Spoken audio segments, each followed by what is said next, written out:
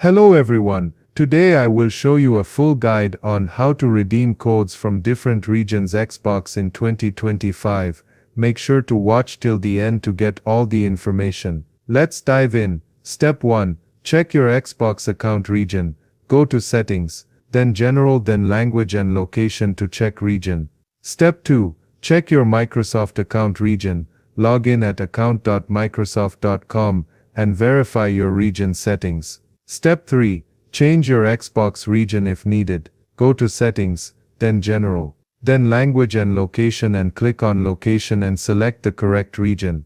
Restart your Xbox after changing the location. Step 4. Change your Microsoft account region if needed. Visit the Microsoft account website. Follow the on-screen prompts to update your region. Step 5. Redeem the code. Make sure your Xbox and Microsoft account are in the correct region. Try entering the code again. Lastly, if the code still doesn't work, contact Xbox support for further assistance.